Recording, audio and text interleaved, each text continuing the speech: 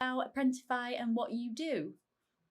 Yeah, brilliant. So thanks for having us. So as Jen said, I'm Scott Austin from Apprentify. So I am the apprentice recruitment executive who looks after bringing in new apprentices for new employers, finding them new roles within the Greater Manchester area. So that is the area we mainly cover, the Greater Manchester area, but other areas as well. We do stretch a little bit further afield, but mainly in the digital space, so looking at digital marketing apprenticeships and junior content apprenticeships. Perfect, that sounds lovely. So, whereabouts are you guys based roughly?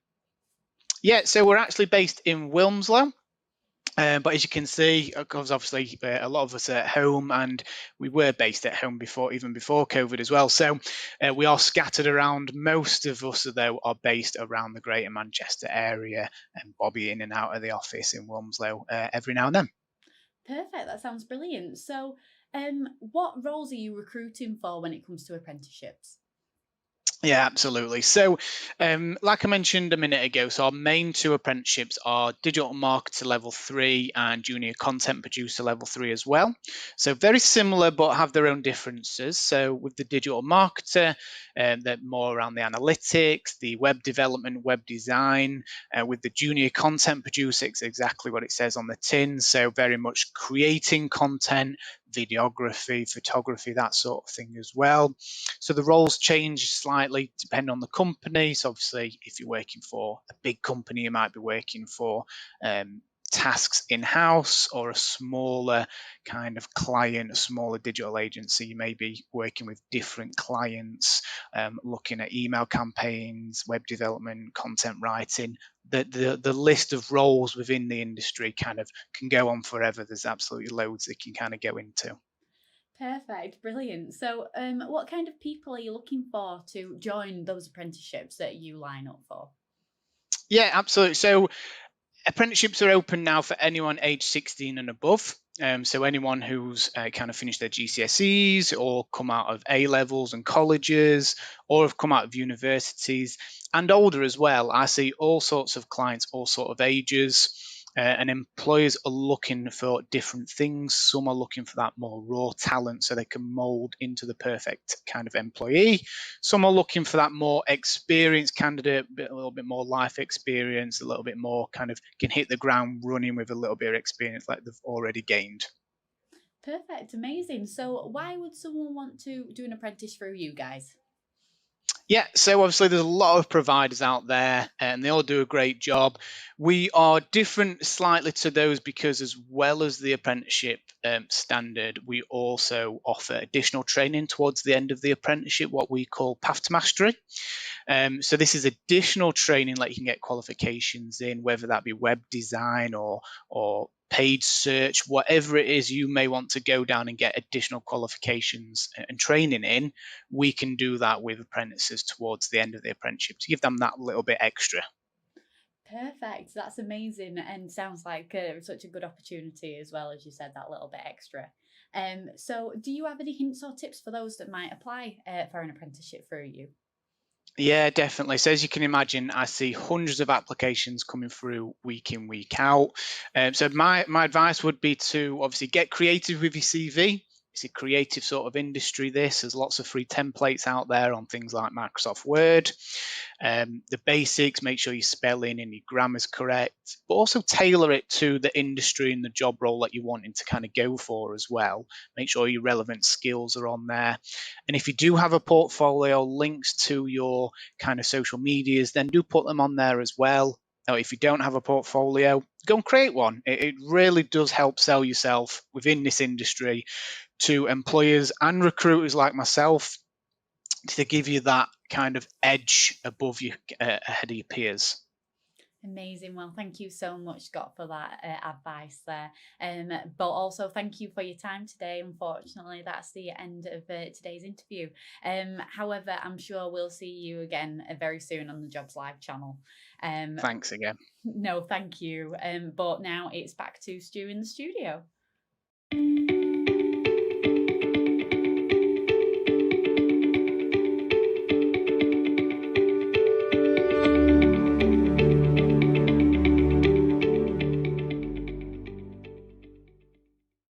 Hi, my name is Lisa Breakspear, and I want to tell you about an exciting new employment support programme called Journey First that can help you realise your goals. So what is Journey First? The key focus of this programme is on the journey you will take. The Journey First programme provides intensive one-to-one support for young people and adults across Cheshire and Warrington, helping them to overcome barriers and reach their goals, whether that be support with job search, employment or access to further education or training. Funded by the European Social Fund, Journey First will aim to help 3,165 participants aged between 16 and 24 in the next 3 years, and 2,225 adults over the age of 18. The project will be delivered by 3 local authorities, Cheshire East, Cheshire West and Warrington.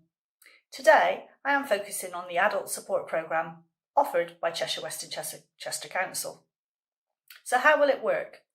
Journey First will provide each beneficiary with their own employment support officer who will work with you to identify and provide personalised one-to-one support, helping to navigate the whole journey to work. Our employment support officers will work with you to identify all the barriers that may be preventing you from progressing into training and employment, and agree a plan of action and support to move forward. The programme will not judge you or impose actions on you.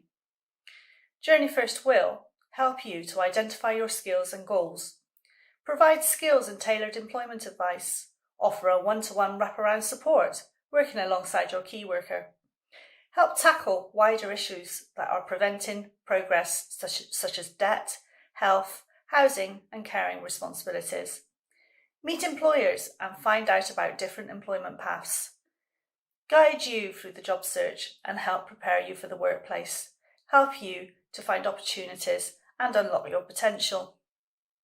So who is eligible for the support?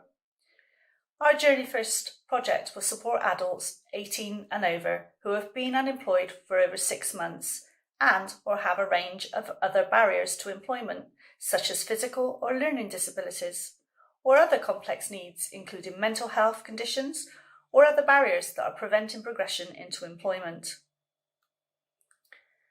So how do you refer into the programme? Participants will be identified primarily through existing support teams and will be referred directly through a number of referral partners. Eligible individuals can also refer directly through our work zones. So I now have a short case study for a real customer that was long-term unemployed and supported to find work with help from one of our work zone mentors. This will give you an idea of how Journey First could support you. So Lynn was unemployed for 15 months due to a prolonged health condition and had been claiming employment support allowance for around 13 months. After hearing about the support that the work zones offered, Lynn decided to refer herself for an appointment. Lynn's confidence was very low and she was very anxious after being out of work for such a long time. After a work zone initial registration, Lynn was signposted to a mentor for one-to-one support. The mentor took time to talk and understand the barriers to work that Lynn was facing and offered support with careers guidance while setting to work to develop an action plan that would help break down her barriers. As well as confidence, Lynn lacked the knowledge and skills that would give her the independence to search for jobs online. In time, Lynn went on to attend several courses to address her confidence, such as work clubs, employability courses, well-being and an IT skills course, where she achieved an award in digital skills. Lynn's confidence started to grow with each barrier that she overcame. The WorkZone mentor continued to support Lynn with creating a CV and cover letters, and also helped with applications for jobs. When offered an interview for a retail job Lynn was really interested in, she was excited but very nervous. Over the next week, the mentor provided support with mock interviews to prepare Lynn for her meeting with the employer. I'm pleased to say that Lynn was offered a part-time position with a well-known department store. So if you think Journey First might be the programme to support you, please get in contact with us for a discussion and we can talk to you about what's on offer. Please contact Stuart Peach, who's our Customer Progression Officer for Journey First. Stuart can be contacted on stuart.peach@cheshireWestandchester.gov.uk. Alternatively, you can give Stuart a call on 07827 835 011. Thank you.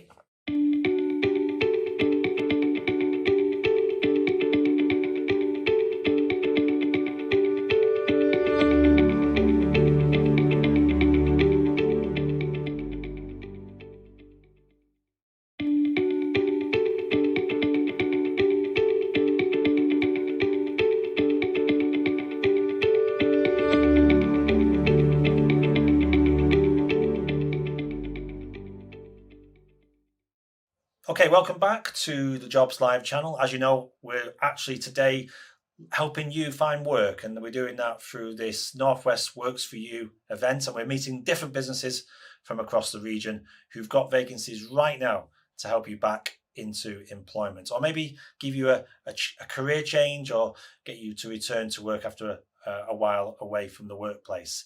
Delighted to be joined by Kate Story from Wigan Council. Hi, Kate.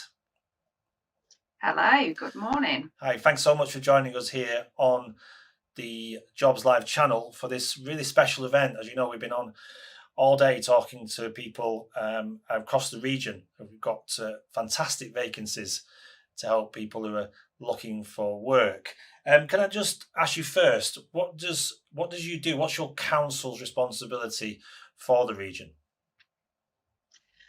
Well, I work for Wigan Council, as you mentioned, and a lot of people have got the perception that councils look after our bins and look after our people, but there's so much more to us than that. We've got different departments representing all sorts of different professions, different levels. So we've got planning, we've got environment, we've got social care. So for those people that want to get themselves involved with other people, we've got customer services. So if you don't want that actual personal contact, there's the contact over the telephone. We've got PR, and we've got roles such as mine in HR as well. So a whole range of, like you say, a whole range of different jobs there, which may be different to the perception, as you say, as to what people see and think of when they think of councils in general. You say you're based obviously in Wigan, but are you based all in one office, or are you spread around the town? No, we represent the borough and are actually out and about throughout the whole entire borough, from Wigan through Leigh, through Tyldesley, Atherton. Literally, you could be based anywhere across the borough when you come and work for the council. Great. And you already given us a range there of different positions, different areas you can work for the council. But what kind of jobs are you recruiting for right now? Right now, we've got some adult support workers, so helping support those individuals that can't be independent alone. We've got some hub key workers, so supporting our children that need some help within their arena. We've got roles within education, so lunchtime assistants, and we're gearing up for a future 50 apprenticeships over in our Places Directorate. So watch this space for those roles to be announced in the next couple of months. Sounds brilliant, Kate. And obviously, you will have, I'm suspecting, a careers page or a jobs vacancy page on the Wigan Council website. Is that the best place to start if you're looking for these vacancies? I would say go to greater.jobs, because that's where we advertise all our vacancies. So that's a collaboration of all local authorities across Greater Manchester, and it's where is our touch point. You can sign up for job alerts. If you can't find something that tickles your fancy today, you can still sign up for the areas that you are interested in, so that you're the first to hear about when those jobs go live. So that's greater.jobs, and we will put up the link to that in the live jobs feed during the course of today. So thanks for sharing that, Kate. The people who then work for you at the council, you've obviously seen your fair share of CVs and applications, I guess, over the years. You know, what sort of people do you think are most successful when they join you? What sort of attitude or what skill set do they tend to have that makes them successful when they come to work for you? When you're working for the council, tenacity is a good thing. We have 3 behaviours that we really seek out in all our applicants, which is be positive, be accountable, and be courageous. So we want people that are coming on board to help and support our residents in whatever area they're working in the council. And I know it sounds an obvious question, but why work for Wigan Council? What do you offer people who come to work for you? It is a great organisation. Clearly, it's local authority, so there's all sorts of different pathways. The amount of people that start off in one particular area and then take a sidestep and go and work somewhere else that have actually come up through our grassroots, through our apprenticeship schemes, and hit the top. So it is a bit of a political beast. I'm not going to hide away from that in certain areas, but it is a great company, an organisation to actually support your communities and do the right thing by our communities and work for the best of the best, really. We were Council of the Year in 2019. We've got great rewards. We've got a great work-life balance. You can probably see that I'm working from home right now. Yes, some of that has been COVID-induced, but we're looking at ways to help people be flexible as well in their approach to work going forward, so we can capitalise on some of the good things that have actually come out of COVID. Brilliant. And obviously you say there things have changed and people are working from home, but that will probably continue in some shape or form. So great you're embracing that as a council. Finally, I just wanted to ask you, for people who are applying maybe on the back of this, or have seen something about any role today, you as a HR manager, again, you've seen a lot of people who've been successful, but you've been also quite frustrated, I guess, when you see a potential candidate who's not quite hit the mark with what their application needs to say or do. What hints and tips can you give people applying for any role today to make their application stand out? I would say make sure that you are yourself, that you're true to yourself on your application. Make sure that your skills stand out, and that's not necessarily your actual qualifications, but what skills have you got? You might have been a stay-at-home mum, but actually your multitasking will have shot through the roof whilst you've been at home. Make sure that you link through some of your real-life examples to what you're actually doing and how that can take you through to being a great employee. And when you get there and get that interview, relax and be yourself. We don't want to see a potted version of you. We want the real you and bring you the whole you to that particular application process. Great advice, Kate, and thanks so much for that, and also for your support of the Northwest Works for You event, which is taking place this week, and hopefully we'll get some vacancies filled for you on the back of this event as well. Thanks so much for your time, Kate, today. Look forward to thank you. No, look, my pleasure. And thank you for joining us here on the Jobs Live channel. We'll speak to you again, I'm sure, in the future. Thanks, Kate. Good luck with your applications, everyone.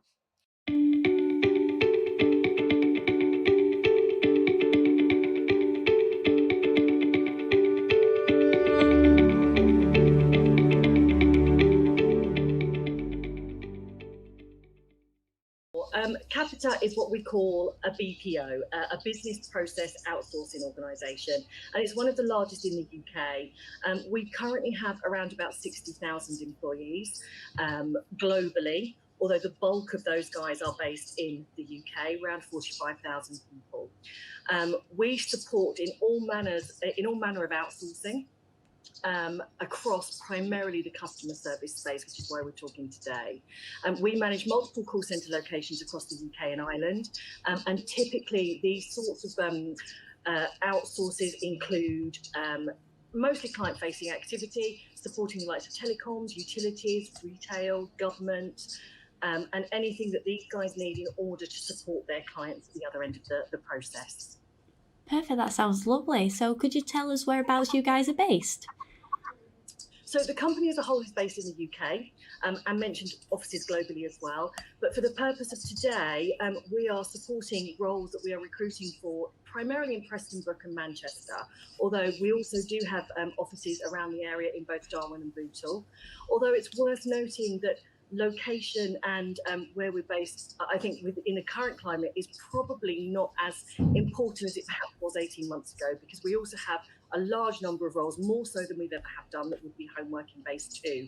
So my advice would be for anyone looking to apply for a role at Capita is not to worry too much about the geography or the location. If those office spaces work very well for you, then superb, but if they don't, it's still worth applying because of our home working offering that we have currently. What are the kind of roles that you're recruiting for presently for that flexibility? Sure. So my role, I look after what we call our volume hiring, which is primarily supporting one of the business areas of Capita that's called customer management. And they are responsible for all of the outsourcing to the organisations that I mentioned earlier on. So typically we recruit for the same skill set on a regular basis, and it's often call centre advisors, sales and collections advisors, customer management, operational support officers, field monitoring roles. It tends to be anything that is very call centre based, that is supporting queries and concerns that come in from the customers of our customers. Perfect, that sounds lovely. So what kind of people are you looking for to, one, fill that type of role, and also your organisation? I think I'm very passionate about working for Capita. I think it's a great organisation to work for. And what we're looking for is somebody that brings that enthusiasm with them too. I think customer centricity is at the heart of everything that we do. So somebody that is organised, resilient, a fabulous listener, has a huge amount of empathy and understanding, and is generally solutions focused. In a call centre in any given day, the queries that a person can look after can vary dramatically. Some of them can be quite emotional, some of them very positive. At times it's fair to say that we get the odd disgruntled customer. So the resilience piece is key, but somebody that's really solution driven, that wants to be able to help a client from the beginning of their problem through to the resolution is somebody that would work very well for us. The customer centricity piece is the piece that I can't emphasise enough. Perfect, that sounds amazing. So why would someone want to come and work at Capita and work for you? Sure, I think there are a number of reasons. So as an organisation, over the last couple of years, we have been evolving. We've been on a path of transition. And I think it's clear that we have looked at simplification and really trying to make things better, both for our colleagues and for our customer base. And I think because of that, we were able to adapt so well to the first UK lockdown and to the second thereafter. Well, that sounds just amazing and a great place to work. So do you have any hints or tips for anybody that might be wanting to apply today? I think my biggest hint would be don't worry or don't be concerned if you don't have a lengthy call centre background. For us, we are really we really want to attract people with the right behaviours rather than a typical skill set.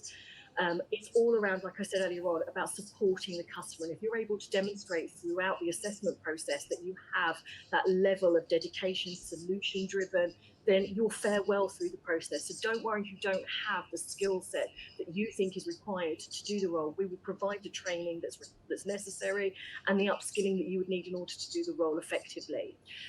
Throughout the process, there are a number of assessments that a person will go through, and some of them are quite funky. We work with a company called Arctic Shores, who looks after our AI, and you'll go through what is quite a dynamic assessment piece that's quite gamified and quite interesting, and you'll get a profile that comes out of the back of that. And that assessment allows us to assess your behaviours and your fit for our culture and our values, as opposed to looking at your core capabilities, which is secondary for us. So my view would be, if you feel like you are passionate about customer services, you're goal oriented, and you like the idea of problem solving, then Capita would be a fabulous organisation for you to work with.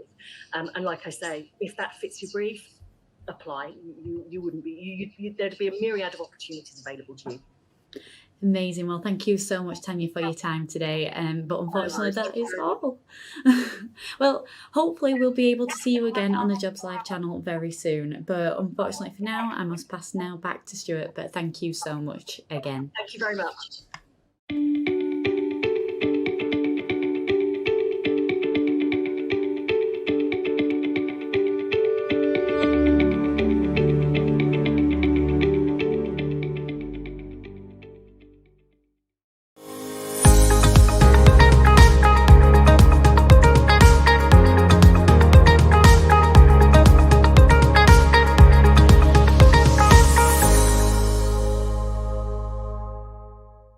Delighted to be joined today by Laura. Hi, Laura. Hi, Stuart, you okay? Yeah, very well, thank you. Thanks so much for joining us here on the Jobs Live channel for this Northwest Works for You event. Just tell us, before we get into what Kier does, what's your role there within Kier Construction? Yeah, so I work on the highways sector of the business, and I'm an assistant HR business partner, so I look after all our highways contracts that we've got currently in the northwest of the Kier business, basically.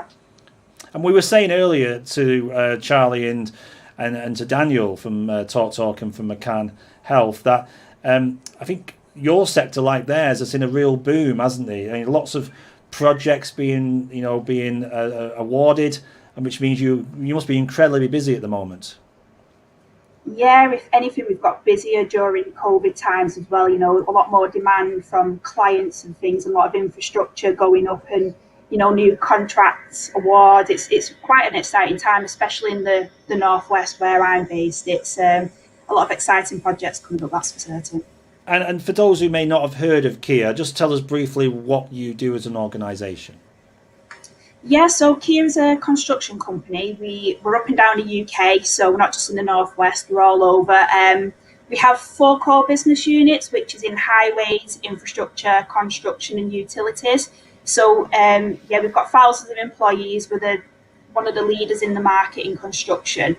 We try and collaborate together as one big company, even though we fall under 4 different sectors. So I'm primarily from the highways part of the business, and Lara, who you've seen before, my colleague, was from the build side. So from the highways point of view, we maintain motorways, so places like the M6 Spaghetti Junction, we'll do all the maintenance and repairs on there, the potholes. We also work with a lot of local authority contracts up and down the business, fixing and maintaining, building new bypasses. And in terms of the build side, we'll build a lot of places like your office space, your schools, universities, prisons. There's all sorts going on. We built the Mersey Gateway as well in Merseyside. So really big infrastructure, exciting projects. And we have a big contract with utilities as well, where we work alongside Virgin Media and help with all aspects of it as well. Certainly sounds like there's a lot going on there. And the perception of construction, as you'll know from people who look out inside to you and look at your organisation and think, I don't want to work on a building site. It's much more than that, isn't it? Oh, definitely. And that's one of the messages that we try and put out there quite a lot. For me, working highways, people just assume, it's just, road workers, people filling potholes, this, that and the other. But there's so much more to it. We've got roles like graphic designers and the communication side, the marketing side, IT, everything like that, really. Human resources, there's so much more. The design element around it all as well, the project management. It's not just a case of being a builder on site or roadworks. Yeah, and I think that's getting through to people watching this broadcast today, because Ben, who's just put up, and I think one of your colleagues, Kane, who's on the chat today, I was wondering if any of your jobs relate to advertising, marketing, or even sales. So even with an organisation like yours in construction, you need those people, don't you? Oh, yeah, definitely. I mean, our marketing and comms space at the moment is, the stakeholder side of it all, dealing with the public, going out there, liaising with the public and making sure, we're doing our job the best and not disturbing people. And to the point of internal comms, we've got to have all that set up in place for not just our internal employees, but everyone else out there external as well. It's a very, very big department we've got in Kier. Sounds great. And I think a lot of these opportunities exist on your careers page. So if you haven't already, go to the Kia careers page and you'll see lots of what Laura's been mentioning there. Can I just talk about the different people that apply to you then? I mean, obviously, you have a certain type of individual that you're attracted to, that wants to work for you, or you want to work with them. You know, can you give us an insight as to kind of people you're looking for to join Kia? Yeah, so our values are basically collaborative, forward thinking and trusted. So if you feel that you can match them values, then you're the person for us. Basically, I mean, we try, our best to attract a diverse range of different people from different backgrounds, whether that's, people just starting off on career journeys such as early careers, work experience, apprentices, graduates, all the way through to, to senior employers. We do a lot of work, trying to get people in from different backgrounds and to transfer them skills into the business. For example, we're working a lot with ex-military at the moment because there's so many transferable skills out there that they can bring into our business, whether you're from construction, retail, gas, anywhere. There's so many transferable skills into the construction industry. We want to really pass that message out there. It doesn't matter who you are, where you're from, come to us. We are an inclusive employer. And the kind of the benefits of working for Kia then, just touch on them if you may. Why would someone want to work for Kia in the first place? I mean, overall, this is from my personal experience. They're a really supportive employer. We have many things in place from, we have line manager training. We know managers are a big part of someone's employment. So we have a lot of manager training to make sure they can actually look after the employee, not look after, but ensure they're supported. We have many benefits in place to attract people to the business, but it goes a lot deeper than that in terms of, I suppose, upskilling people. You might think, oh, we've come into a job and that's it. For those who are really willing, we will put time, money and effort into to upskill you to the best you can. For example, myself, I started off as a HR administrator. I've been here nearly 7 years now, and they've put me through my level 3 HR qualification, level 5, and I've just recently passed my master's.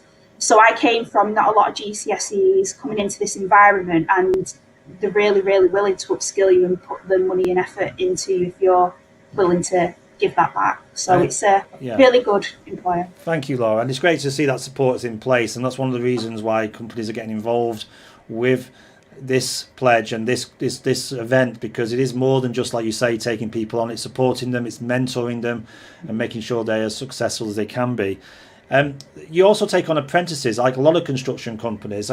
Coming in as an apprentice is another great way of joining your industry, isn't it?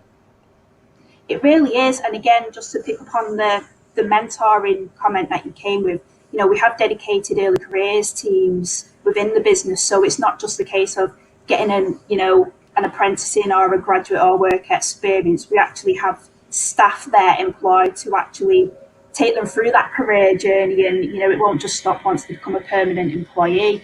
We really are dedicated to looking after the apprentices and supporting them through the journey and making sure that they get everything they can do out of it. Yeah, and over the past 12 months, I'm sure you've seen a lot of changes, a lot of people working from home like yourself. It's been, and you've had to adapt to that. So for some people joining you, that will still be the case, that they'll still need to work remotely for now. For now, we've been operating as business as usual in the construction industry. If anything, like I say, we've got busy, so we do still have quite a lot of sites, of COVID secure, safe sites up and running. So we like to see it as that person's preference quite a lot of the time. If people do have to work from home, do you want to work from home that first day, or would you prefer to come into the office for a couple of days a week perhaps and work it that way? We give it as the person's preference going forward. Yeah, absolutely. And finally, as today's been about support as well and getting people, so they can apply and be successful.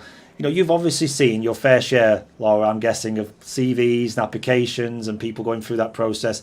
What's the key ingredients to get somebody to be successful and get to interview stage?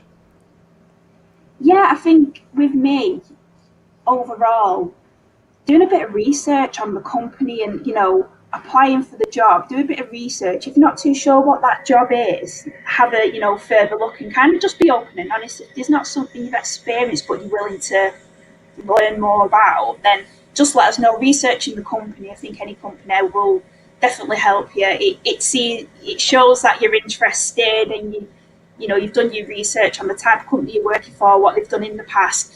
And I think, when it gets to interview stage at all, we do quite like seeing, when you share your examples of, how you've worked well in a team, what you've done, how you've done to mentor others or help people better themselves. Them sort of responses really do shine out, especially with a company like Kia, where we're very people orientated. And for you personally, can I just ask, what's the best thing about working for Kia? What do you enjoy the most? Ooh, definitely the people. I'd probably say, I'm not sure if that's going to be a common answer, but the people that make it and having good management in the business. We've had a lot of changes in Kia recently, and we've got a really good CEO that works for the business, very people orientated. We've just got everyone's amazing. The people are amazing. It's the people that make the business at the end of the day. And yeah, I think it's it, the people. And just on a final note from you, what do you hope this will achieve for you as an organisation, and for people who are looking for work? What do you hope will come out of this event?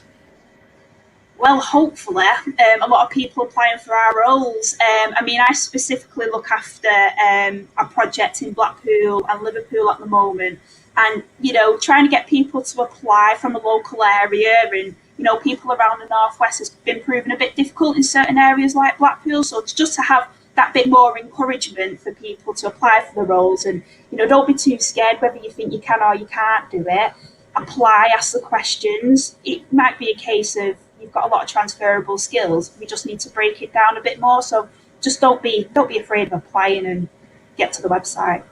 Absolutely, and I think that's what the channel is all about today as well. It's a chance to have a one-to-one chat with Laura and the team there at Kia. This is a golden opportunity really, whilst they're online, to get in touch. And if you joining this late, don't worry, there's still plenty of chances to do just that. Go to the Kia partner page and ask a question, or you can ask it through the main event, which I know a lot of them have already been doing this morning. There's been quite a few questions, Laura, you'll be pleased to know, while we've been chatting to you here for the last 5 minutes or so. Well, listen, thank you so much for joining us today for the Northwest Works for You event, Laura. Hopefully, from your point of view, you've convinced people that it's not just about hard hats and muddy boots. There's a lot more that goes on in the construction industry. So thank you for sharing that with us. And we're going to shortly meet up with Amanda from Stockport Homes, keeping that building and construction link going this morning. But before we do that, we have a short interview. We met up with Sue from IMAP to tell us more about what IMAP do in the region. Thanks, Laura. Take care. Enjoy the rest of the event. So good morning and welcome back to the Jobs Live channel. Met so many great businesses already this morning, talking about their opportunities and more about what they do as well as an organisation. So thank you for those companies who've taken the time to talk to us already today. This is Wednesday, the 21st of April. Hope you're having a good day, and thanks again for joining us here on Jobs Live. Next up, we've got a company that some of you may not have heard of before, called Essentia. And we've got a Daniel Mayer joining us live now to talk more about what they do and the opportunities that exist there at Essentia. Good morning, Daniel. Good morning. Thank you so much for joining us here on the Jobs Live channel. Just going to talk a little bit about Essentia, because I think you'll agree with me, it's a company that not everybody maybe know about, but it's a huge organisation within the UK and globally as well. So just tell us a little bit more about what Essentia do. Thank you. Okay, yeah, so essentially Accenture is a technology consulting company. So other companies come to us and ask us to provide solutions for them, maybe to help them become a bit more streamlined, a bit more profitable, have better technology systems in place. So essentially we help other companies, and the solutions that we provide are mostly digital or technological. So in a nutshell, that is what we do at Accenture. Sounds fascinating. And whereabouts are you based in the country? I mean, do you have a headquarters and then other satellite offices around the UK? Yeah, so around the UK, we've got 4 main offices, being London, Manchester, Newcastle, and Edinburgh. We don't necessarily have a headquarter, although I would say that London and Newcastle are our biggest bases. So we've got about 11 to 12,000 employees within the UK. Globally, as you mentioned, we are quite a big company with a large presence sort of in 120 countries, with 500,000 people kind of worldwide. But within the UK, it's sort of London, Manchester, Newcastle, and Edinburgh. Although a lot of our client work could be anywhere within the UK. So you might be based in London, but you might be working on a client site with a client that could be anywhere in the UK. So it's a kind of national presence. And what's your role there, Daniel, if you don't mind me asking? What's your day-to-day role at Accenture? So I am a recruiting specialist, and I am the kind of recruitment lead for apprenticeships, internships, and graduate programs for the north of England and for Scotland, but also working quite closely with my colleagues that recruit for the London-based roles. So essentially, I look after quite a large chunk of graduate and apprenticeship recruitment. Fantastic. And what's the state of play at the moment for recruitment? Are there in particular areas that you are recruiting? Are you recruiting, for example, apprentices? Just give us a flavour of the kind of roles that are on offer right now. Yes, we're quite fortunate, especially because we provide technological solutions to companies, and a lot of companies need that in the current climate. We're quite lucky that we've got a lot of opportunities available at Accenture, and they are mostly within apprenticeships, we've got internships and placements, and also graduate programs. Would it be useful to kind of talk about it? Yeah, I was going to say, let's bring up the current page that you've got. So this is from your website. This is your, I think this is your apprenticeship opportunities page, which you can find on the Accenture.com website. We will share links to this page and the other pages during the course of this interview. But I just wanted to bring that page up now. It says, your technology career starts here. Exciting statement there for people who are thinking getting into this field. Yes, absolutely. It's mostly aimed at people who maybe are finishing kind of high school, their A-levels, or their kind of BTEC at the start of their career. And our apprenticeship is really that opportunity to actually get your degree while working at the same time. It's a degree apprenticeship, and it's an apprenticeship in technology. The degree, as I say, is paid for by the company, and it's in software engineering.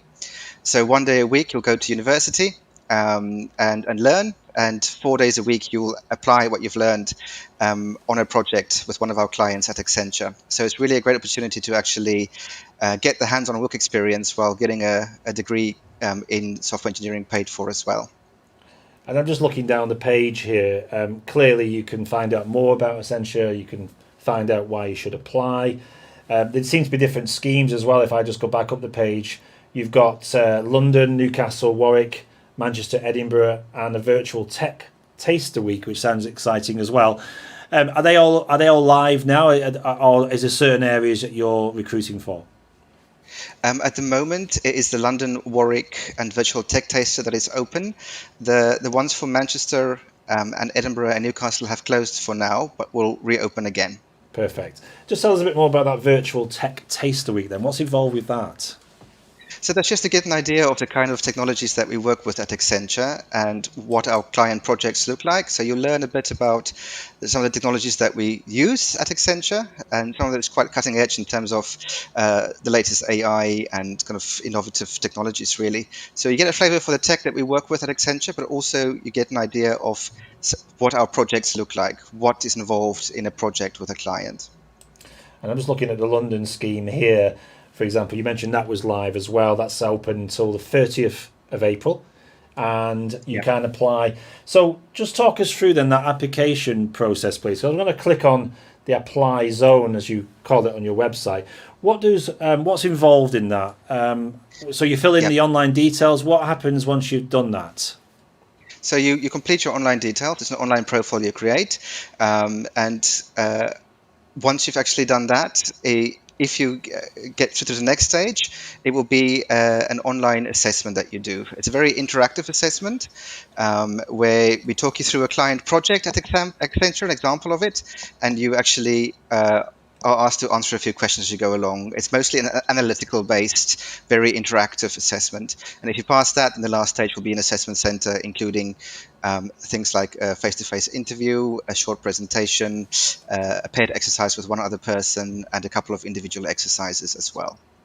Brilliant. And then what we'll always talk about throughout these pages is the job alerts. I think that's an interesting one. So essentially people can register. So if there's not a vacancy right now, they can still register and get an alert when those vacancies do go live. Absolutely. So all our opportunities are listed on our careers page at Accenture. So if there's one that's not open at the moment, do register for it. And once the role actually becomes available or open for applications, we will contact you and encourage you to apply. Perfect. Okay. I'm just going to then flick across to, I think this is your undergraduate, so this is more of the internships. What's the state of play with that? Do you have opportunities there for people to join you as an intern, Daniel? Yes, absolutely. So this is mostly aimed at people who are still studying, but not quite near graduating. So people may be in their first or second year of their university education. And it does involve mostly kind of technology or consulting internships, where it could be something like a summer vacation scheme, where it's for 6 or 7 weeks over the summer period, where you get to work on a project with one of Accenture's clients, and again learn a lot about how our projects work and what's involved in consulting and technology. So there is a summer placement, but we also have year-long industrial placements within technology and consulting, where you can actually spend a whole year at Accenture and again working on a few projects, not just one, and get a feel for the different type of work that we do. Great. It's definitely some option, isn't it? If you're in university and still not sure, you can have a taste of what it's like to work there as an intern. And at the end of that, there's no guarantees, but are they in a good place there potentially to work for you in the future? Yes, a very good chance, actually. As long as you do a good job while you're there, there's a very strong likelihood that we will offer you a place, a permanent place, once you've actually finished your education. Brilliant. And then finally, the graduates. This is obviously the people in their final year or already have graduated. Again, I'm just going to ask you, is there any potential here for people to join you as a graduate? Yep, absolutely. So our main opportunities are within consulting and technology, I suppose because we are a technology consulting company. So consulting is much more of a client-facing role, where you will help clients and work on a project management role and really work quite closely with the clients and find out what exactly it is that they need. There's opportunities there within consulting. The consulting roles are closed at the moment, but will open again soon, likely.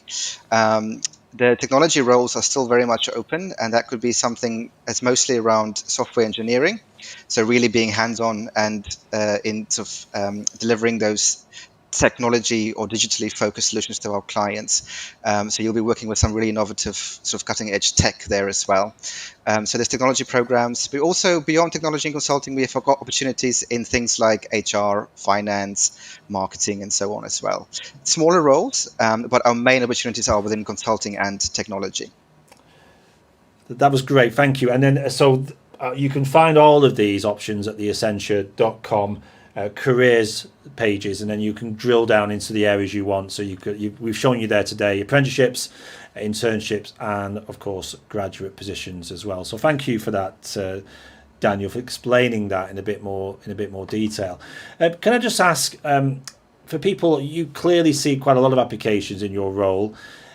What advice can you give to any young person or person starting their journey with you to ensure that they are successful? Let's start with the online application. How can they make that stand out so that you think, you know what, I want to see this person at an assessment day?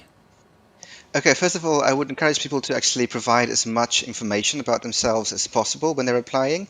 I know that some companies say you only need 2 pages of a CV and that should be it. But for us, because it's an online application, and to be honest and frank about it, there is algorithms that help us make decisions that pick out certain information when you apply. So the more information you provide about yourself in terms of the what you've done education-wise, what your extracurricular activities are, what your interests are, your hobbies, what you, if there's some voluntary work you've done or part-time work or anything like that. So the more information, the better, I would say. That will help you stand out. I would also say refer to the job description that you've applied for, because in that job description there's normally a list of things that we are looking for, skills that we are looking for, and it would make sense when you are submitting your application and answering questions we're asking you to refer to those skills we're looking for, and actually highlight those. So it's important to know what the skills are that we're looking for and apply that or mention that when you actually submit your online application. And clearly, because of the restrictions, these online assessments now is something you've had to adapt to. How have people had to adapt to that as well? Because I suppose when you're in a physical room, be able to interact, people are more comfortable doing that. What tips can you give to anyone who's trying to do the same, but in an online environment, to make sure they stand out as well? Yes, I think in many ways, just treat it like a normal assessment center that would be face-to-face. And with that, I mean, just also be professional, present yourself well, have positive body language, and essentially have a professional conversation with your interviewer. In some ways, I think it's easier to have the comfort of your home when you are doing that. So a bit less scary than going to a big office where you get to meet new people. But I would say treat it as you normally would. And we're aware that if there's issues with technology, it does happen. And there's ways to work around that. We can always revert back to a telephone interview if it's not possible to do it face to face because of technical issues. But essentially, I would say treat it like you would, as if it would be a normal assessment center. And any advice on anyone like yourself today coming on camera? Clearly, you've got a background that's not distracting. It's well lit. You've tested it beforehand as well. Is that something you'd like to impress upon anyone joining you, that they've checked their background, that they act professionally, they're dressed professionally as well? Yep, absolutely. So there's normally whatever company you applied for, there is a dress code in their job description or in the information they provide you about the assessment center. So dress according to that dress code. For us, for example, it is sort of smart casual. So yep, dress accordingly. I would say make sure that there's no distractions in the background. Make sure that the lighting is good. So for example, I've got a lamp just in front of me, so make sure the light actually comes from in front of you if it can, and not from the back, so that you yourself are not too dark. So make sure that it's sort of lit properly, and not too many distractions in the background. Do test it if you can, the connection with someone else in your family or with a friend. And also I would say just try to make sure that you are actually calm before it starts. Give yourself a little bit of time to just get settled, and make sure everything is okay, so that you're not rushed and feel a bit stressed when the interview itself starts. Just a couple of more things I want to ask you about Accenture itself. So from the outside looking in, you think technology, I don't know too much about technology. Should that put you off from applying? Because maybe there's other roles that you can apply for within Accenture. Absolutely should not. And also for our apprenticeships, for example, we do not expect you to have like a computer science A-levels or a BTEC in like cybersecurity or anything like that. Certainly for that entry-level position of apprenticeships, it's more about your passion for technology and whether you want to learn about technology and programming and things like that. So we look for the passion rather than the existing knowledge. Similarly with our placements in our graduate programs, even if you want to be a software engineer, we prefer people from a STEM background. So yes, technology or maths or engineering or sciences. But even if you do not have that, but you really demonstrate a passion for technology and wanting to work in that environment, we could still appoint you as a software engineer and teach you everything you need to know. We've got a really, really good support and training and development program at Accenture to make sure that you've got everything you know and have been trained up and learn from experts, really. So you don't really have to have the technical skills to be considered for a role, even if it's a very techie role. But there are other less sort of tech-focused roles that are more client-facing, like, for example, our consulting role, where it's more about having that strong communication skills and ability to build trust and relationships with the client, rather than having the technical knowledge. And can I ask where your journey started, Daniel? Because we all started somewhere, didn't we? In school. Is it something you've always wanted to be, or maybe you wanted something different when you were, 15, 16 in school, or even in college? Yeah, so for me personally, I somehow I work in recruitment, as I've said, and that's sort of what I do. But I somehow kind of fell upon it. I wasn't quite sure what I wanted to do. I had a degree in kind of media, which was quite general, but sort of soon found out that media is perhaps not the area I wanted to work in, and then kind of really kind of came to work for a company where I got an opportunity to work within HR and recruitment especially, and found that recruitment side of it is something that really interested me. And then from there on, made sure that I actually gained the kind of skills and the qualifications that I need to kind of excel within recruitment, specifically entry-level recruitment. So yes, you might not always know where you're going to start off with. Your career can take you in various different places. And what I would say about that at Accenture is that people often join as, say, a consultant or as a technologist, but there are lots of room for moving around. We are a massive company with various different industries that we work with, various different parts of the business, and it's quite common for people to actually move around the business. There are opportunities to actually gain knowledge about different areas and then to actually move to different areas of the business if you wanted to. So there's some flexibility there as well. That's great. And just finally, why work for Accenture? What are the benefits to any future employee to come into that company? What are they going to get back from Accenture when they join? I would say the variety of different industries that we work with and the variety of different projects you can get involved in. So we work with kind of 40 different industry groups, including 91 of the FTSE 100 companies. And it's all kinds of industries that you can think of, from banking and finance to sort of climate and sustainability to health and public sector. There's such a wide range. So that ability to actually work in so many different industries and so many different projects is really a key thing. And combined with that, I would say the training opportunities, developing our staff, our employees at Accenture is one of our core values. We want to make sure that we've got the best people to do the job at the best of their ability. So we make sure that you've got all the training and development that you want and need at Accenture. There's also quite a lot of support networks in place. So we won't ever just throw you in the deep end and expect you to kind of swim. There's lots of support in place with things like career counselors who will help guide you through your career journey and set some objectives for you to make sure that you are on track to achieve what you want to achieve. There's something we call buddies, for example, who are people who've recently joined a similar program to you, who can give you some guidance and tips and advice. There's also kind of support networks around kind of mental health, well-being. So there's lots of support in place as well. I think those are the kind of main things that I would highlight that are very beneficial at Accenture. And what do you enjoy most yourself, Daniel? What's the best thing about working at Accenture for you? I think a couple of things really. I think the working environment is really quite nice. People are approachable, despite being such a large company. And I do feel personally that I have had the support in place that Accenture kind of promises.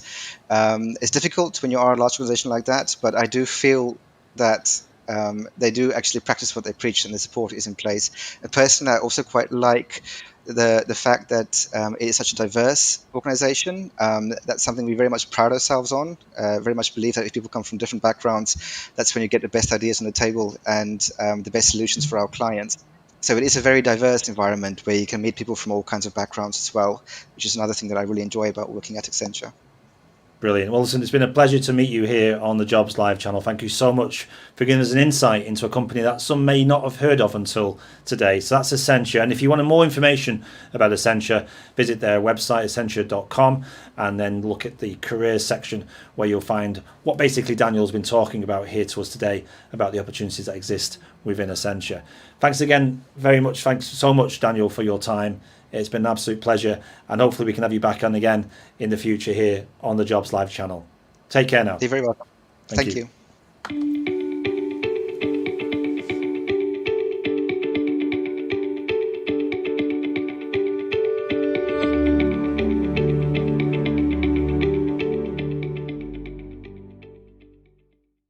So next up, we're going to meet up with Darren Appleby from Pathways CIC. Hi, Darren. Pleased to meet you. Hi, Stuart. You okay there? Yeah, very good. Thanks so much for joining us here on the Jobs Live channel.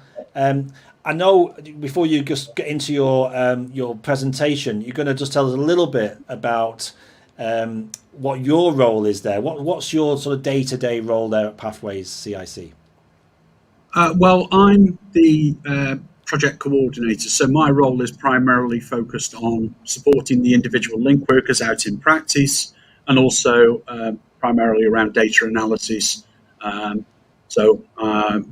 Most of my time is spent looking at spreadsheets, which is nice. Well, someone has to. So, and I'm sure you enjoy it. You can't beat. Indeed. Yeah. You can't beat a good spreadsheet, can you? So, no. So I know I'm going to let you crack on with your presentation. You're going to talk to us about the organisation and the roles you've got and the kind of people you're looking for to work for you in the future. But just quickly, whereabouts are you based, by the way? Whereabouts is Pathways CIC? We're based in Crewe, but our projects cover pretty much the whole of the Northwest, from South Cheshire right the way up to Greater Manchester. So you'd be interested in hearing from anybody really in the region who's interested in joining you in the future? I think so, yeah, because our primary care networks, and I'll go into this in more detail, but we cover from South Cheshire up to the north of Vale Royal, so Northwich, Winsford, those kind of areas, and then coming down towards Middlewich, Sandbach and Crewe.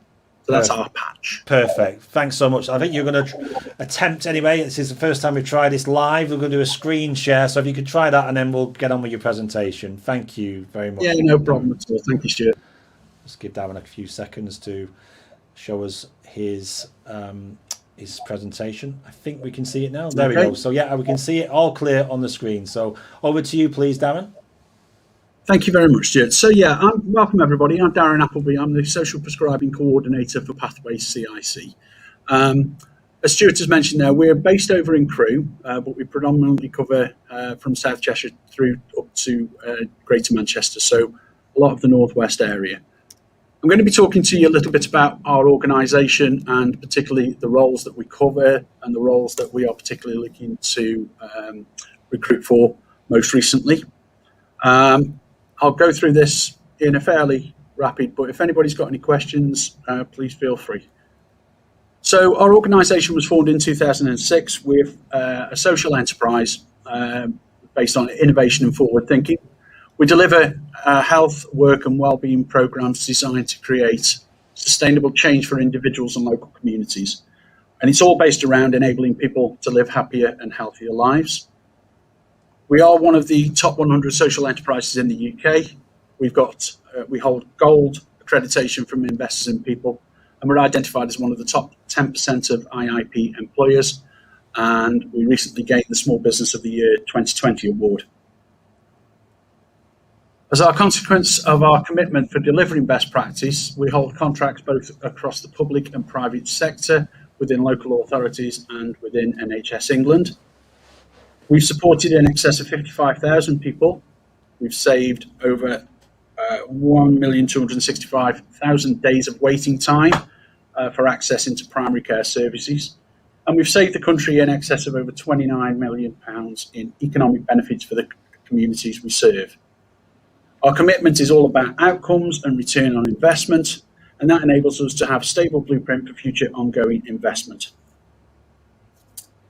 Just a little bit about our Investors in People. We strongly believe that a good employer's best asset is our staff. We have a great workforce that come to work for Pathways. We have quite a number of benefits. For example, you get your birthday off, which is great. I had mine last week, thanks. But the external assessment confirmed that the people who work for Pathways enjoy it. It marries into their own personal ethos.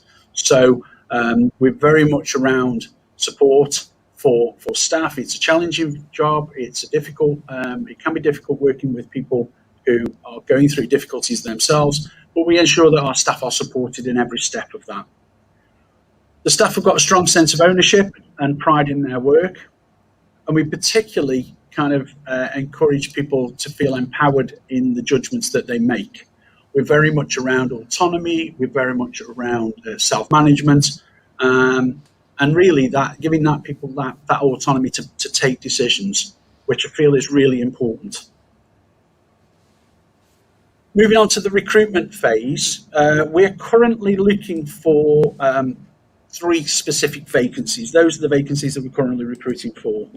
Now, these roles I'll go into in more detail, but as a whole, they require a very positive attitude and also that element of working hard as part of the local primary care team.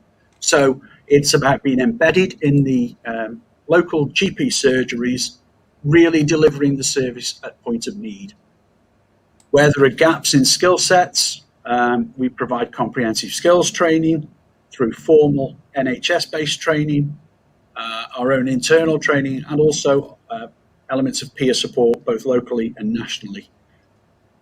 The roles, the social prescribing roles that we recruit for, you're part of a wider team, not only within Pathways and then further within the NHS, but also on that national basis as well.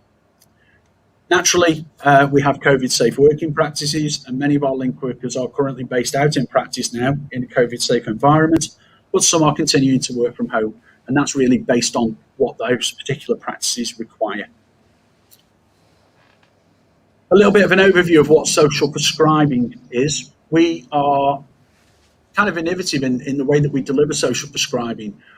It's a way for agencies to refer people to a link worker and vice versa. We give people time, we focus on what matters to them, and we take that holistic approach to people's health and well-being. We connect people to community groups and statutory services for practical and emotional support. And we support existing community groups to be accessible and sustainable. We also help people to start new groups, and we work very much in partnership with all our local partners. We can't do our jobs without that local partnership framework in place. What social prescribing actually is primarily finding different ways of treating people's barriers. Many of the barriers that people face are potentially social, but also have that potential to be negatively impacting on their health. So by working with people with one or more long-term conditions, maybe people who need support with mental health, people who are lonely or isolated, or have complex social needs, those can all affect their health and their well-being. We believe very strongly that people, given the options and the empowerment, we believe very much that people can actually make the right choice and get towards their end goal. Now, the roles that we're currently recruiting for, we're looking for generalist social prescribing link workers. So those are people who will work with a range of patients being referred by GP practices, and we create additionality. So in other words, we're offering an additional level of service to what a GP would normally offer. We're non-clinical in that respect, so we don't prescribe medication, but what we do prescribe is kind of a different way of thinking about health. So it might be, for example, we know that the links between physical health and mental health are really strong. So by doing our holistic assessments at the start of the engagement, we can clearly understand what the needs of patients are.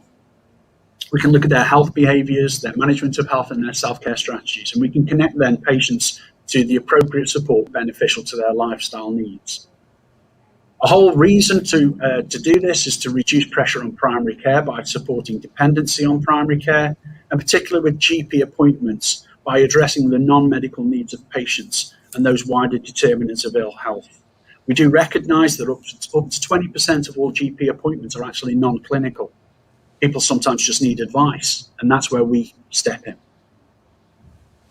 The mental health link workers, however, are slightly more specialised. Those are trained counsellors, therapists who play an active role in a patient's healthcare, and they engage particularly patients in their mental health needs through undertaking assessments to understand that mental health need and their health behaviour.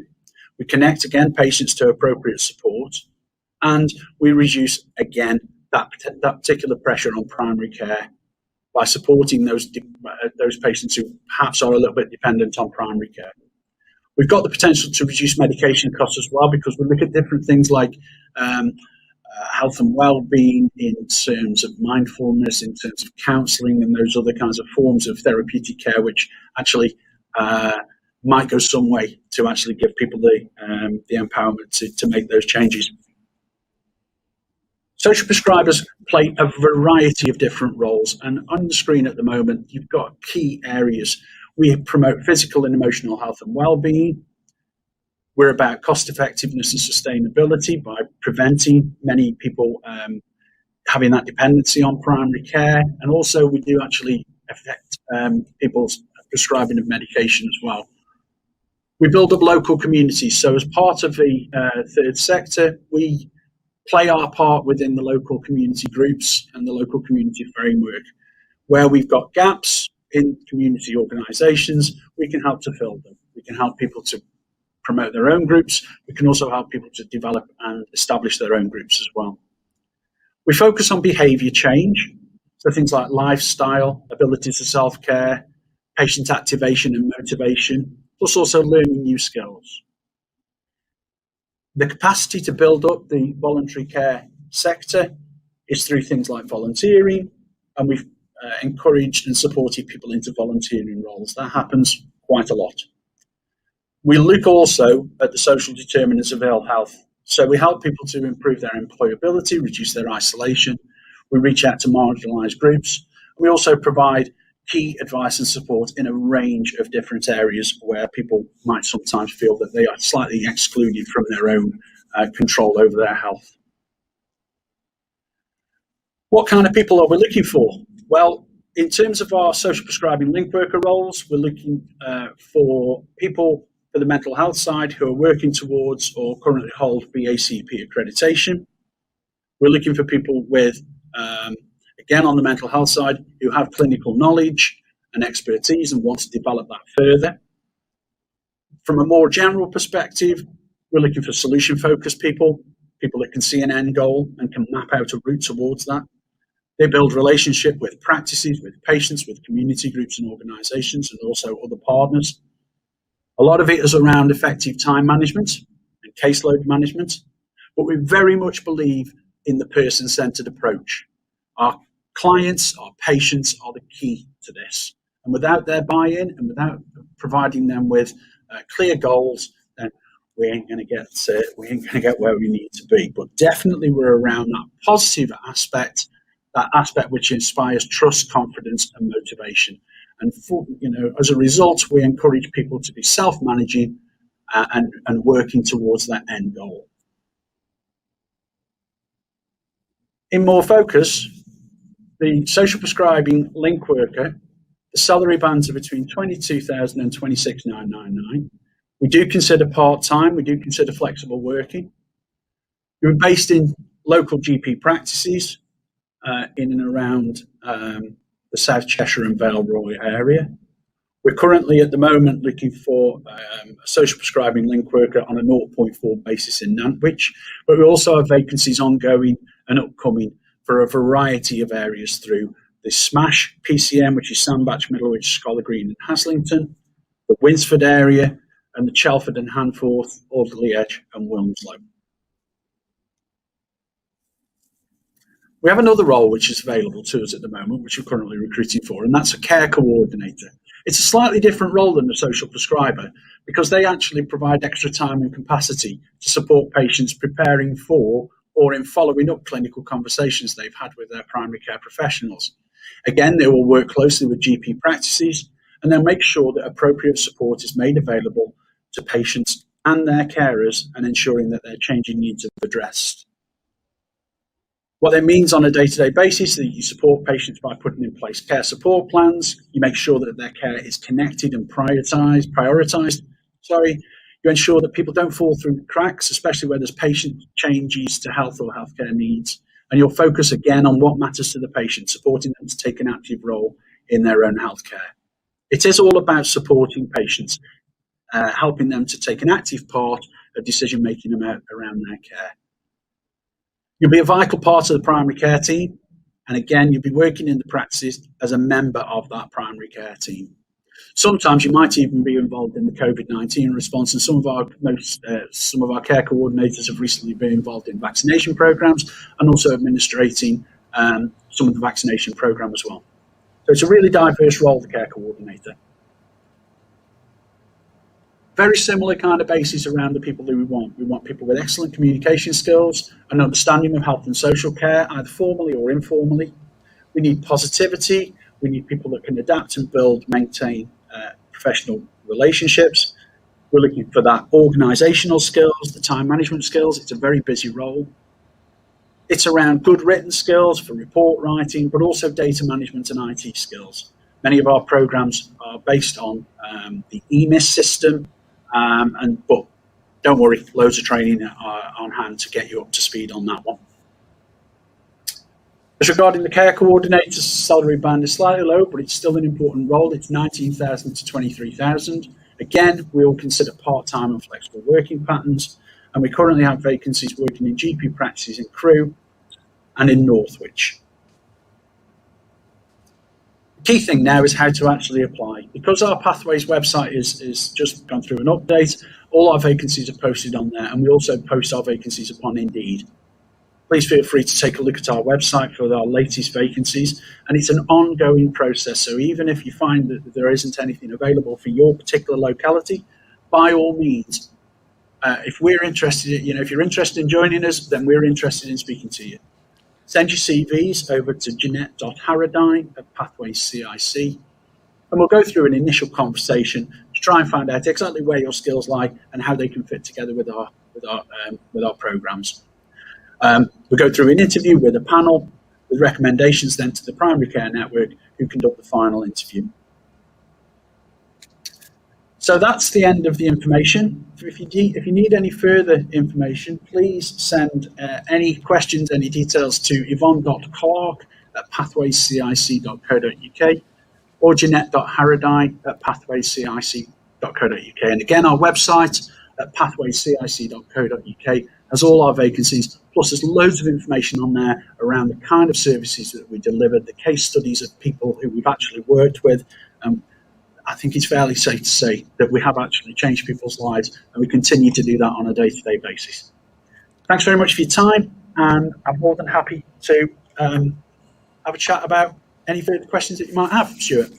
Thank you so much for that, Darren. Very comprehensive review there of the vacancies and, of course, what Pathways CIC do. There's been a few people on the chat as well talking about the presentation. So if you and your team wouldn't mind jumping on there. Joe, in particular, Joe C, was asking, I'm training to be a mindfulness teacher, and as a BACP counsellor, would I be able to work as a social prescriber before I qualify? Don't need to answer that right now, but if you could just jump on the chat and maybe respond to Joe and anybody else. And I know your team are supporting us throughout the rest of this event, so thank you for that. Thank you very much. Thank you very much. No, Darren, I'm sorry we're going to have to leave it there, but I know you said you continue on the chat and helping people during the course of this event, so please feel free to. And if you are getting in touch with Pathways, as Joe has done, make sure you tag them in your questions. So put the @ a bit like Twitter, put the @ and then Pathways CIC. Really nice to meet you, Darren. Thanks so much for that information. Really, really useful. And we'll hopefully see you back here again on the Jobs Live channel. Take care.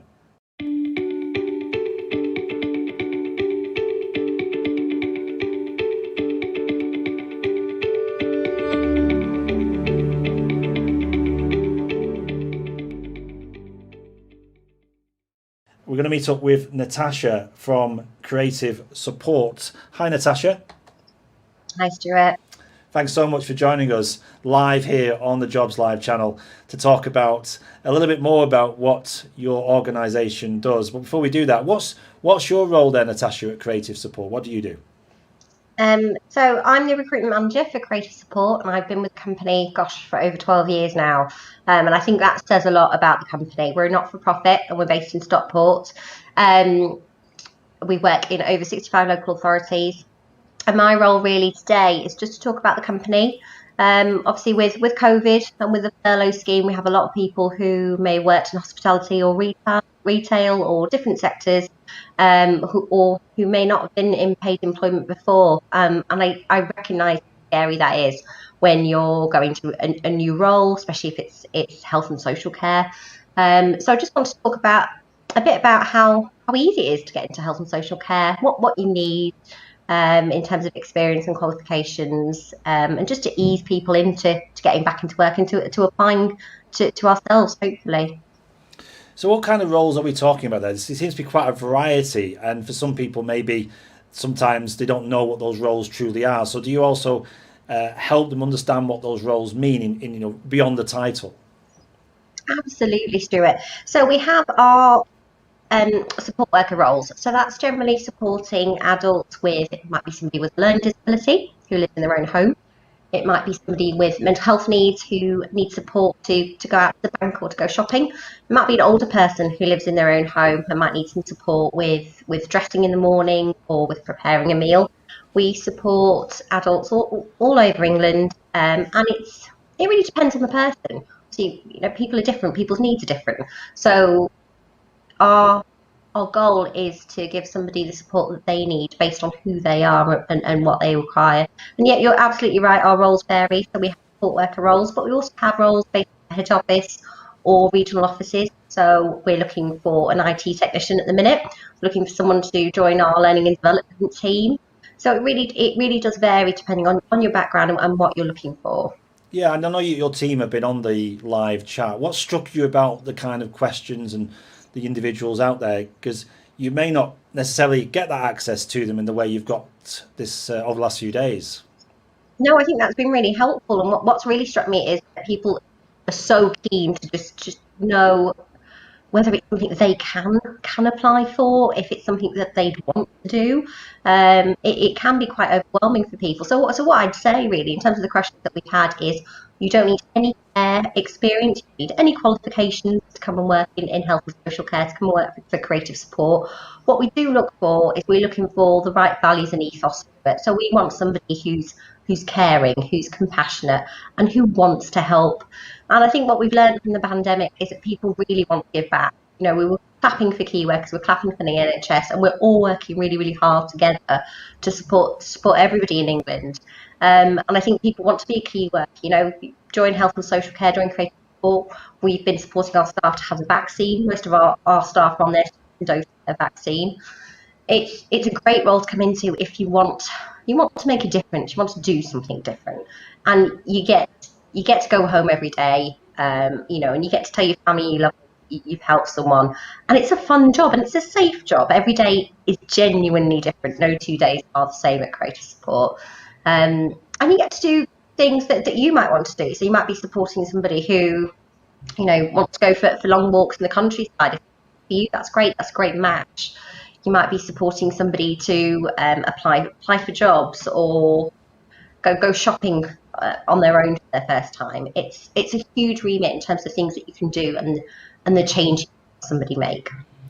And I just want to pick up on what you just said there, Natasha, is because of the pandemic, have you seen a notable increase in the number of people who do want to help people? And has that brought people forward that may not have considered this industry in the first place, do you think? Yeah, absolutely, Stuart. So we have lots of applications. We have applications from 17, 18-year-olds who are at college, who are doing a health and social care course, who want to roll, want to work, and want to make a difference in their community. We have people who've worked, at Debenhams or at Topshop for 20 years and want to do something different now that those companies have gone under. It really does vary, and we do take people with a wide variety of backgrounds. We're a Investors in People silver employer, so that's really important to us in terms of what we put into to our staff. We're not for profit, so that's hugely important to what we give to our service users. We're a Stonewall Diversity Champion as well, so means we encourage people from different backgrounds, from LGBTQ community, LGBT plus Q community, as well as BAME groups. Brilliant. And can I just ask about, we ask this from all the employees who come in, is that those hints and tips, to get people seen by you, because I'm sure you've seen your fair share as recruiting manager of CVs. What makes a good CV for you? Let's start with that. What would you say to people now to make sure their CV stands out? For me, I'd want someone who's just honest about why they want to work for Creative Support or whichever organisation you're applying for. Just be genuine. If you haven't been in work for a long time, say, I've been a stay-at-home mum for 20 years, I want to come back into work, make a difference. But try and have a look at your skill set yourself. Most recruitment managers will know when we're looking at a CV or an application form what your transferable skills are. But I want you to tell me. I want you to tell me why you think you'd be good at this job. Why would I want to hire you? Because that's something that I can't see. So be honest. Talk about your history. Tell me about your 5-year work history, what you've been doing, where you've been, what it is that interests you and who you are as a person. That's what I want to see when we get to interview stages as well. I want to know who that person is genuinely. I'm not interested in buzzwords. I'm not interested in, a presentation. I want to know who that person is, because at the end of the day, we're supporting vulnerable adults, and I want to make sure that's the right match, that it's a right match for the person applying for the role, it's the right match for the company as well. No, that's great advice. Thank you for that, Natasha. And can I just remind people of your website? So if they want to go to that now, and I know you're going to put this up in the live chat as well, but what is the website for people to go to? It's www.creativesupport.co.uk. You can always call our head office as well, 0161 236 0829, or you can pop me an email. It's natasha.palmer@creativesupport.co.uk. So that's been Natasha Palmer here on the Jobs Live channel from Creative Support, a fantastic organisation doing some great work with vulnerable people, and there's stacks, isn't there, of care jobs available if they go onto that website, Natasha, right now. Yeah, absolutely. And get in touch if you've got any queries. Perfect. Well, that's what it's all about today. It's about getting in touch with these employers, including Creative Support. So feel free to use the live chat and even go to the Creative Support partner page. And the guys are there now ready to have a private conversation with you.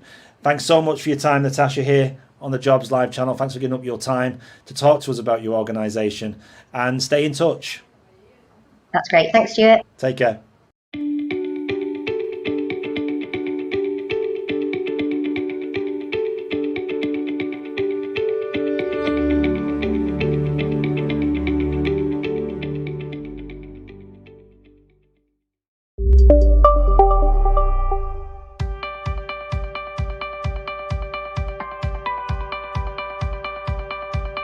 The Jobs Live channel is an innovative, interactive, moderated online channel that brings job opportunities directly into the home, classroom, or business.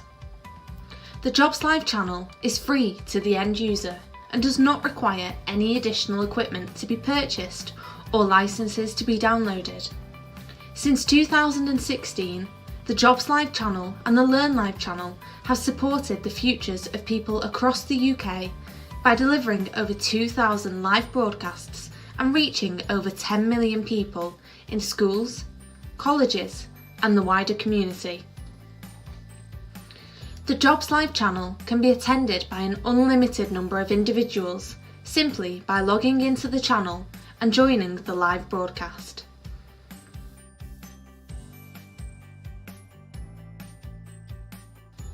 The broadcasts can be customised to showcase an organisation's vacancies and profile, provide live video feeds and live jobs, and have a running commentary from our studios to review the latest job opportunities available across the UK. The Jobs Live channel is a partnership with businesses and the DWP and works continuously to link job seekers to employers and educate them about the types of companies available within the economy. The channel is already working successfully with companies like Balfour Beatty, Network Rail, the NHS, alongside hundreds of businesses supported by the local economic partnerships. Individuals and employees are encouraged to ask questions during the broadcasts via the channel's moderated live chat facility, directly to the Jobs Live channel partners.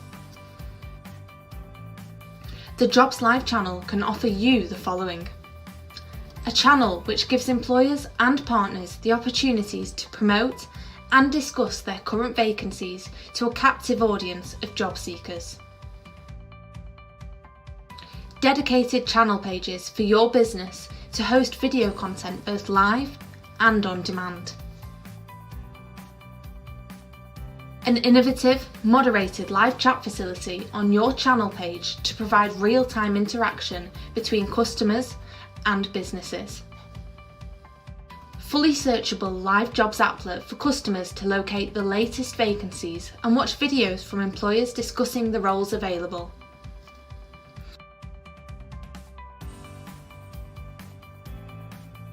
Finally, using our trusted methods and our extensive knowledge of this market, our project plans ensure all resources and step-by-step processes are met in line with timescales and budgets. We look forward to working with your business in the future on the Jobs Live channel. Thank you for watching.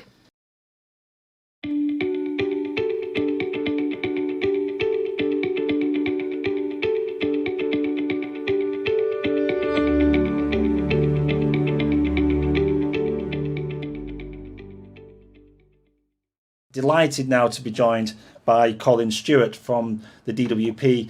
Hello, Colin. Hi, Stuart. Hello, folks. Thanks so much for joining us live here on the Jobs Live channel.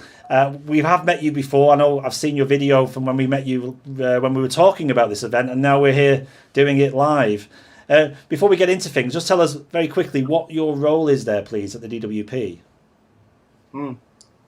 So yeah, hi. So I look after all our job centres and our service centres, basically job seeker services and universal credit in the northwest and big parts of Yorkshire as well. Perfect. So this is very much at the heart of your region, this event, and seeing all these companies get together, over 80 organisations already joining this channel. I mean, when you first set this up, I mean, what did you think was going to happen? I mean, you know, we talked about the comparison between a physical jobs event and this. What do you think the benefits are of doing it this way, Colin? So when we set it up, we tried something similar in Cheshire, and the ideas come out of Cheshire, and I'm really proud that this is. Oh, I've got a cuckoo clock going off in here. I'm really proud that this is coming out of the northwest, because I think we're going to take this model and we're going to roll with it, because it gets such reach across thousands and thousands of job seekers. People are able to access it. You can get onto it quickly, and I think it brings our employers closer to our job seekers as well. It's a community place-based approach. People are more into it. It's got that local feel.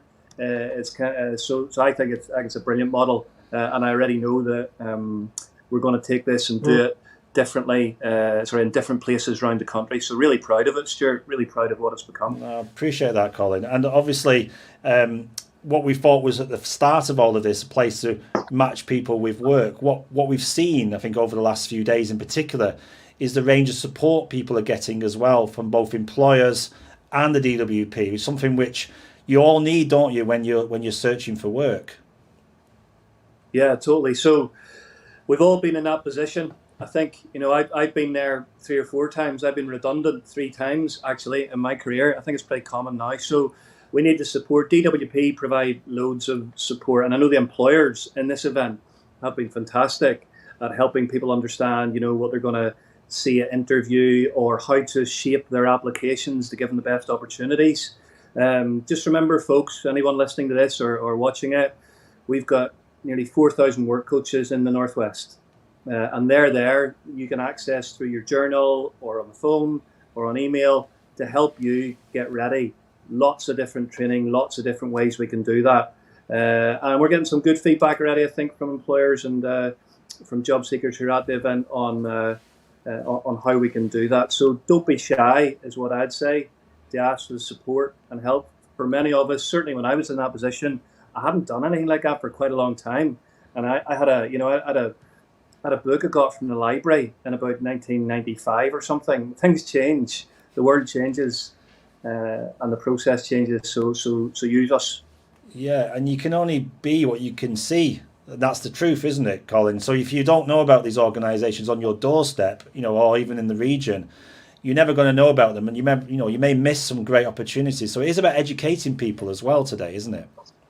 Yeah, completely. So I think there's something like 80 employers that you guys and everybody have brought together here, and thousands of vacancies.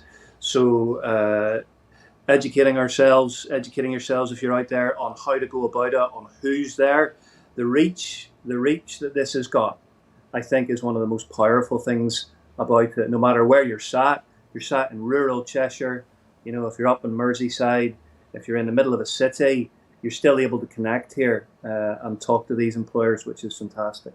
Absolutely. And what we've seen as well over the last few days, and we've seen it before in the Cheshire event, is those connections being made, you know, where you can just find out more, the employer can find out a bit more about you and then take you on to the next level. of application. We're just going to bring up, while you're chatting, Colin, if I may, the latest situation for vacancies across the Northwest. We've got 14,898 opportunities. Looking at the website now, this is the findajob.dwp.gov.uk, and I'm sure you'll promote this and tell people this is the go-to place, isn't it? Yeah, absolutely. So listen, there's 15,000 odd, as you say, vacancies on there.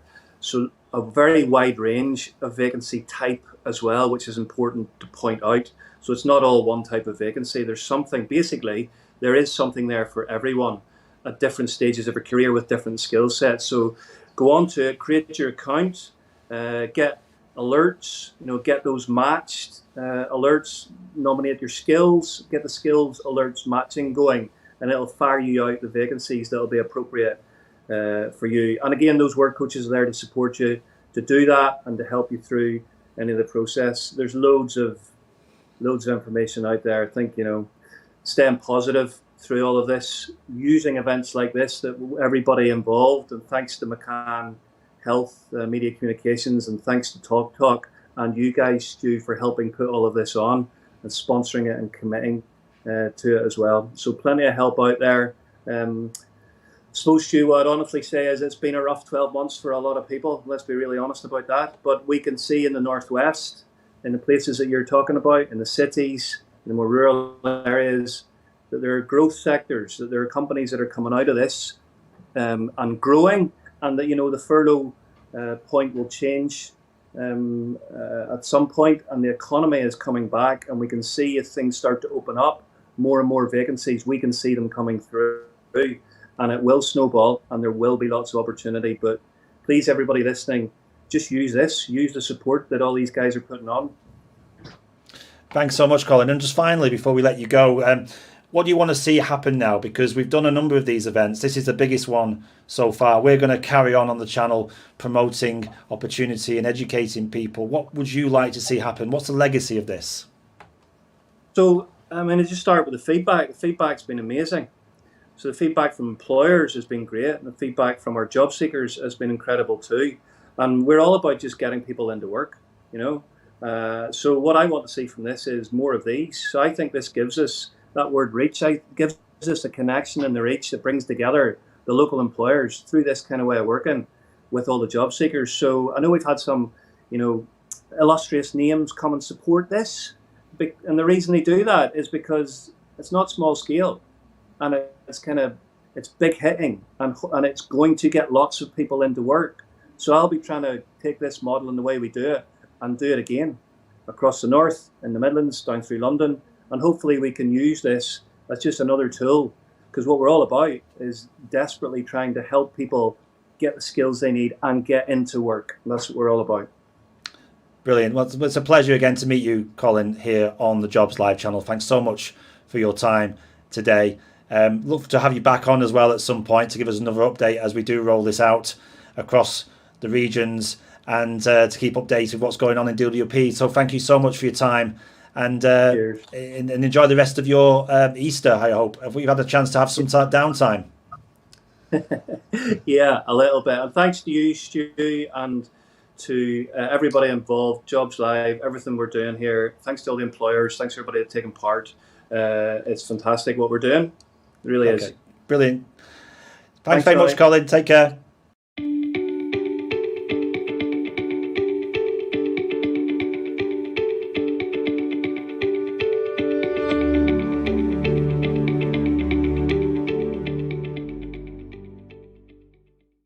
We've now been joined by Sarah Williams. Hi, Sarah. Hi. Good morning, everybody. Yeah, thank you so much for joining us on the Jobs Live channel. Are you well? I'm very well, thank you. I'm really pleased